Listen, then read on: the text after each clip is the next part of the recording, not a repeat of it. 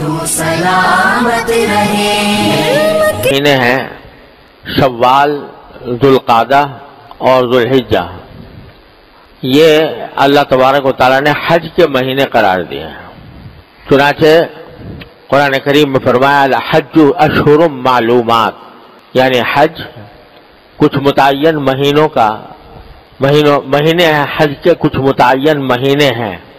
اور اس آیت کی تفسیر میں حضور نبی کریم سرور دو عالم صلی اللہ علیہ وسلم نے ارشاد فرمایا کہ وہ مہینے جو متعین ہیں وہ شوال ہے، ذوالقعدہ ہے اور ذوالحجہ ہے۔ اگرچہ حج شوال میں اور ذوالقعدہ میں ادا نہیں کیا جاتا، بلکہ ذوالحجہ کے کچھ ایام ہیں جن میں ادا کیا جاتا ہے، لیکن ان مہینوں کو یعنی شوال اور ذوالقعدہ کے مہینوں کو جو حج کے مہینے کہا جاتا ہے وہ اس لیے کہ اگر کوئی چاہے تو شوال کے مہینے ہی سے احرام باندھ کر جا سکتا ہے، اور یہ بھی ہو سکتا ہے کہ شوال کے مہینے سے احرام باندھے اور حج ذوالحجہ تک احرام باندھے رہے، قران یا افراد کرے، اور یہ بھی ہو سکتا ہے کہ شوال کے مہینے میں جا کر عمرہ کر لے، عمرہ کر کے حلال ہو جائے، احرام کھول دے، اور اس کے بعد پھر جب حج کے ایام آئیں تو دوبارہ احرام باندھ لے۔ بہرحال اس وجہ سے ان مہینوں کو حج کا مہینہ کہا جاتا ہے۔ تو گویا ادھر روزے کی عبادت سے فراغت ہوئی تو فوراً حج کی عبادت کا سلسلہ شروع ہو گیا۔ تو اس حج کے بارے میں چند ضروری باتیں ہیں جو عرض کرنی ہیں۔ یہ تو ہر مسلمان کو معلوم ہے کہ جس شخص کے اندر استطاعت ہو حج کرنے کی، اس کے ذمہ حج فرض ہو جاتا ہے۔ چنانچہ قرآن کریم نے ارشاد فرمایا وَلِلَّهِ عَلَى النَّاسِ حِجُّ الْبَيْتِ مَنِ اسْتَطَاعَ إِلَيْهِ سَبِيلًا، کہ اللہ کے لیے تمام لوگوں پر واجب ہے، فرض ہے کہ وہ بیت اللہ کا حج کریں، لیکن ساتھ میں یہ قید لگا دی من استطاع الیہ سبیلا، جو وہاں تک اس راستہ قطع کر کے وہاں تک پہنچنے کی استطاعت رکھتا ہو۔ اب استطاعت کا لفظ بڑا عام ہے، کوئی آدمی اگر ایسی جگہ رہتا ہے کہ پیدل جا سکتا ہے اور پیدل جانے کی استطاعت رکھتا ہے، اس پر بھی حج فرض ہے۔ کوئی آدمی ہے جس کے پاس اپنی کوئی سواری ہے اور اس پر جانے کی صلاحیت رکھتا ہے، استطاعت رکھتا ہے، اس پر بھی حج فرض ہے۔ کوئی دور رہتا ہے اور وہاں سے بیت اللہ شریف تک پہنچنے کے لیے اس کو خرچہ کرنا پڑتا ہے، تو اتنا خرچہ اس کے پاس موجود ہو کہ وہ جا کر حج کر سکے، اس پر بھی فرض ہے۔ اور فقہاء کرام نے فرمایا کہ استطاعت میں یہ بات بھی داخل ہے کہ یہ نہ ہو کہ ساری پونجی حج کے اوپر تو خرچ کر دی اور پیچھے بچے بھوکے مر رہے ہوں، ان کے کھانے پینے کا انتظام نہ ہو، یہ بھی شریعت نے اس کا حکم نہیں دیا۔ لہذا استطاعت میں یہ بھی داخل ہے کہ خود خرچہ بھی برداشت کر سکے اور پیچھے جن کو اہل و عیال کو چھوڑ کر جا رہا ہے ان کے کھانے پینے کا، ان کی ضروریات کا انتظام بھی موجود ہو، تو اس کے ذمے حج فرض ہو جاتا ہے۔ اب آج کل کے حساب سے وہ چونکہ حج جو ہے وہ ایک سرکاری انتظام میں کیا جاتا ہے یا کچھ پرائیویٹ تنظیمیں ہیں جو انتظام میں کرتی ہیں، مقدار ہے حج کے خرچے کی وہ معلوم ہے۔ مثلا بظاہر سب سے سستا جو یعنی کم سے کم خرچہ جو ہوتا ہے وہ سرکاری انتظام میں اگر کوئی حج کرتا ہے تو اس میں سب سے کم ہوتا ہے، اس کی ایک مقدار معلوم ہو جاتی ہے، پتہ چل جاتا ہے۔ تو اگر اتنے پیسے کسی کے پاس موجود ہوں، اور پیسے میں یہ بھی داخل ہے کہ اتنے مقدار کا اگر زیور موجود ہے کسی انسان کی ملکیت میں اور وہ اس کو بیچ کر اتنے پیسے حاصل کر سکتا ہے جس میں کہ حج کا خرچہ پورا ہو جائے، اس کے ذمہ بھی حج فرض ہے۔ یعنی نقد ہونا ہی ضروری نہیں ہے، بلکہ زیور کی شکل میں بھی اگر موجود ہے اور اس کو بیچ کر آدمی حج کر سکتا ہے تو اس کے ذمہ بھی حج فرض ہے۔ تو پہلی بات تو یہ ہے کہ بہت سے لوگ یہ نہیں سمجھتے کہ حج کی فرضیت کب ہوتی ہے، یعنی پیسے ہیں لیکن دھیان نہیں جاتا کہ ہمارے پاس اتنے پیسے ہو گئے ہیں یا اتنا زیور ہو گیا ہے کہ اس کے بنیاد پر ہم حج کر سکیں، تو وہ اب اس خیال میں رہتے ہیں کہ نہیں جب ہوگا دیکھا جائے گا، لیکن ابھی فی الحال ہم نہیں کرتے۔ ایک تو یہ غلط فہمی دور کرنی چاہیے. دوسری بات یہ کہ بہت سے لوگ یہ سمجھتے ہیں کہ جب تک بچوں کی شادی نہیں ہو جائے گی اس وقت تک حج نہیں کریں گے. یعنی بچوں کی شادی کے جو اپنی طرف سے اخراجات کا ایک تومار بنایا ہوا ہے کہ بچوں کی شادی اس وقت تک نہیں ہو سکتی جب تک کہ اتنے لاکھوں روپے موجود نہ ہوں، یہ اپنی طرف سے بنایا ہوا ہے. شریعت نے نکاح کے لیے کوئی بہت بڑی مقدار خرچے کی ضروری قرار نہیں دی.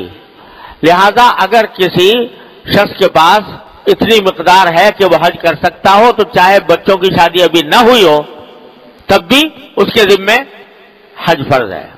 اور اگر وہ ٹلائے گا تو جتنا ٹلائے گا اتنا ہی گناہگار ہوگا. لہذا اس فکر میں رہنا کہ پہلے بچوں کی شادی ہو جائے پھر کریں گے. بہت سے لوگ ہوتے ہیں بھائی ہمارا مکان نہیں ہے لہذا پہلے مکان بن جائے گا تب کریں گے. یہ سب غلط فہمیاں ہیں. اللہ تبارک و تعالیٰ کا فرض کیا ہوا ایک رکن ہے جس کو انجام دینا انسان کے ذمے فرض ہے، اور جو غیر ضروری چیزیں ہم نے اپنے سر لگا رکھی ہیں ان کا کوئی ضروری نہیں. بہت سے لوگ یہ سمجھتے ہیں کہ ابھی تو ہم جوان ہیں، جب ذرا بوڑھے ہو جائیں گے کچھ ادھیڑ عمر تک پہنچ جائیں گے تو اس وقت جا کر حج کریں گے. یہ بھی شیطان کا دھوکہ ہے. بلکہ میں تو عرض کیا کرتا ہوں کہ حج در حقیقت عبادت ہی جوانی کی ہے. جوانی کے اندر آدمی حج کر لے تو الحمدللہ وہاں جا کر صحیح طریقے سے حج کے ارکان بھی ادا کر سکتا ہے، اس کے آداب بھی پورے کر سکتا ہے. لیکن اگر بوڑھا ہو گیا، قوا کمزور ہو گئے تو وہاں ذرا تھوڑی قوت کی ضرورت ہوتی ہے. حج کتنے ہی آدمی آرام سے کرے، کتنے خرچ کر کے کرے، لیکن وہ ایک مشقت والی عبادت ہے. اس میں کچھ نہ کچھ مشقت، بڑے سے بڑے مالدار کو بھی مشقتیں پیش آتی ہیں.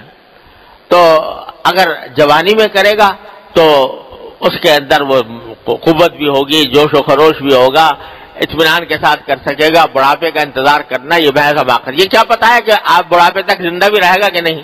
یہ ساری باتیں جو ہمارے معاشرے کے اندر لوگوں کے دلوں میں بیٹھی ہوئی ہیں یہ بالکل غلط ہے، اور اس کی وجہ سے حج کو مؤخر کرنا ایک بہت بڑے فریضے سے غفلت کا مرادف ہے.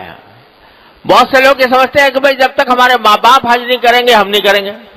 ماں باپ پر تو مثلا فرض کرو حج فرض نہیں تھا، انہوں نے نہیں کیا. بیٹے کے پاس اتنی استطاعت ہے کہ وہ حج کر سکتا ہے، تو دماغ میں یہ بات رہتی ہے کہ ماں باپ کا حق ہے پہلا، لہذا پہلے ان کو حج کرائیں، اس کے بعد اگر پیسے بچیں گے تو پھر خود حج کریں گے. یہ بھی فضول بات ہے، اس کا بھی کوئی شرعاً کوئی جواز نہیں ہے. اللہ تعالیٰ نے ہر ایک فریضہ ہر ایک آدمی پر اس کے حساب سے عائد فرمایا ہے. اگر ماں باپ پر حج فرض نہیں تھا، انہوں نے نہیں کیا، تو ان سے کوئی مواخذہ نہیں ہوگا آخرت میں.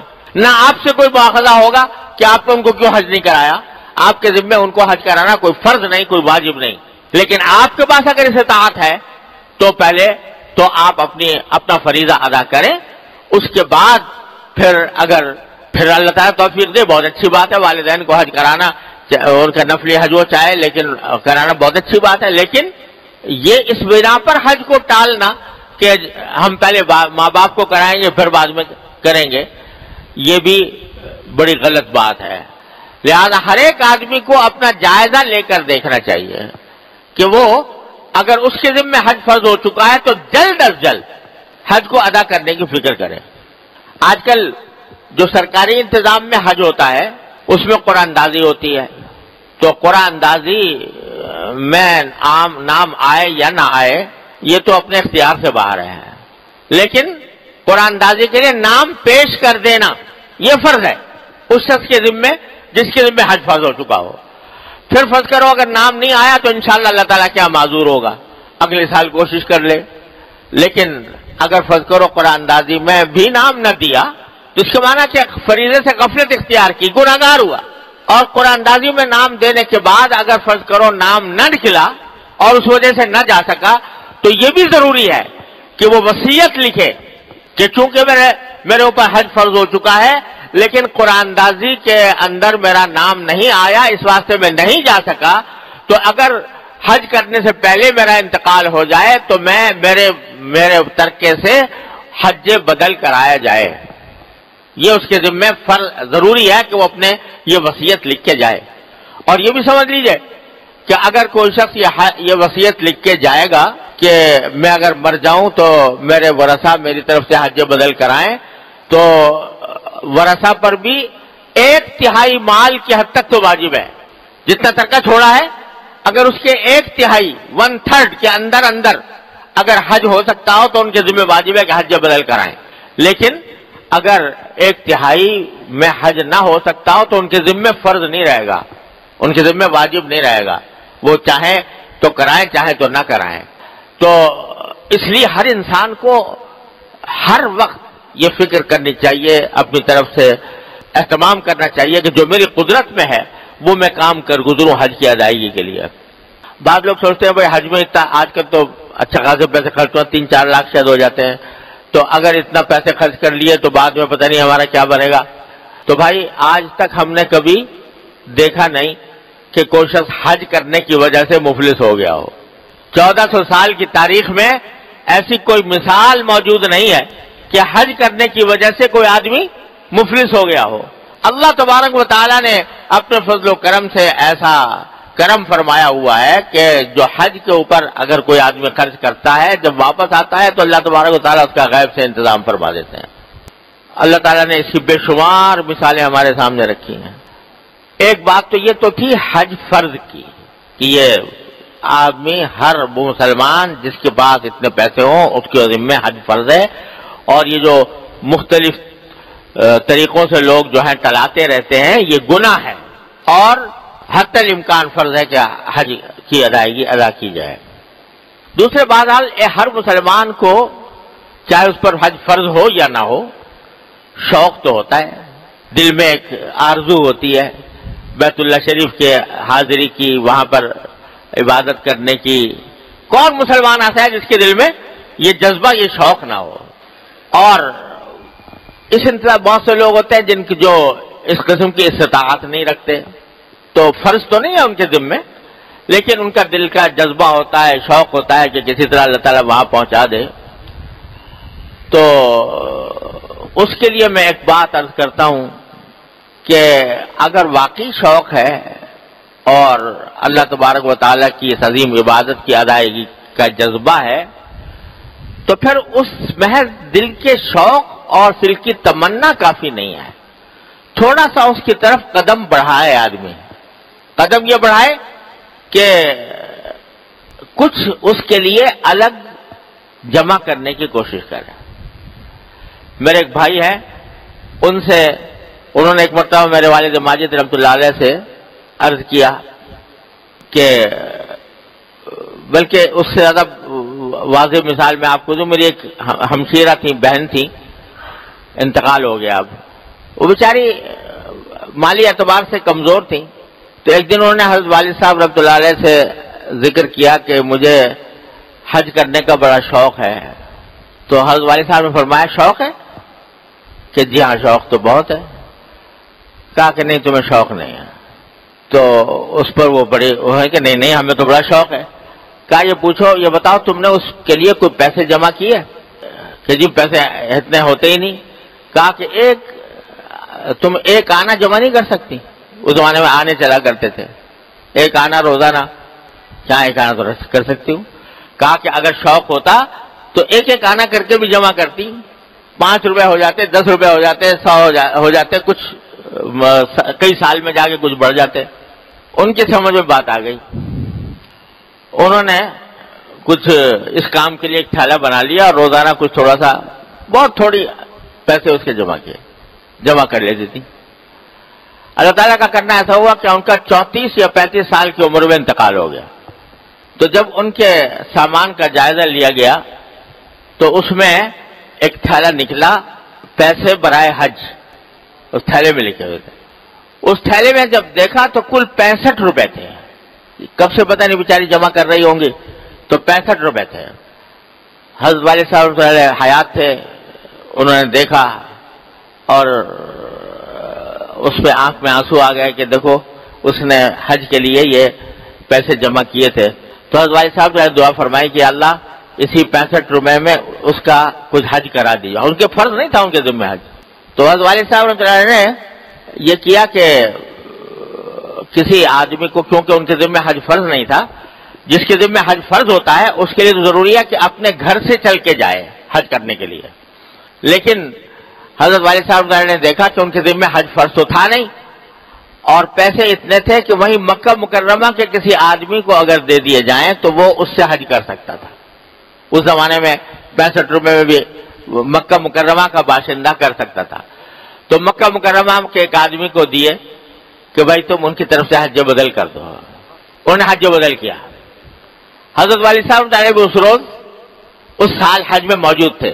تو اچانک عرفات کے دن دیکھا, یعنی کھلی آنکھوں دیکھا, سونے میں نہیں, کھلی آنکھوں دیکھا کہ وہ جبل رحمت عرفات کے جبل رحمت کے اوپر چڑھتی ہوئی جا رہی ہیں. تو اللہ تبارک و تعالیٰ نے ان کے اس عمل کی بدولت ان کو حج کا مرتبہ عطا فرما دیا. تو اگر واقعی شوق ہے اور جذبہ ہے تو اس صورت میں اگر آدمی تھوڑا تھوڑا بھی چاہے جمع کرے, اس کی فکر نہ کرے کہ زیادہ ہی ہو تبھی جمع کرے. 1 روپیہ ڈال دے روز, 1 روپیہ ڈال دے گا روزانہ تو 360 دن میں 360 روپے ہو جائیں گے. اللہ تبارک و تعالیٰ کے ہاں پیسے کی کمی زیادتی کا حساب نہیں ہوتا. اللہ تعالیٰ اس جذبے کا کے اوپر انسان کو اجر عطا فرماتے ہیں جو انسان کے دل میں ہے. لیکن وہ جذبہ کسی عملی شکل میں اس کا مظاہرہ ہونا چاہیے, اور وہ یہ ادنا ترین مظاہرہ یہ ہے. تو جن کے ذمہ فرض ہے وہ تو فوراً کوشش کریں کہ جتنا بھی ہو سکے وہ ادا کر دیں جلد از جلد. اور یہ فضول باتیں جو دل میں بٹھائی ہوئی ہیں کہ بوڑھا ہو کے کریں گے, یا والدین کو پہلے کرائیں گے, یا شادی پہلے کریں گے, یا مکان پہلے بنائیں گے, یہ سب فضول باتیں ہیں. ان کو چھوڑ کر اللہ تعالیٰ کے نام پر اللہ تعالیٰ کا فریضہ ادا کیا جائے. اور جن لوگوں کے ذمہ فرض نہیں ہے لیکن جذبہ ہے تو وہ کچھ تھوڑا تھوڑا اس کام کے لیے قدم اٹھائیں, تو انشاءاللہ اللہ تعالیٰ اسی میں برکت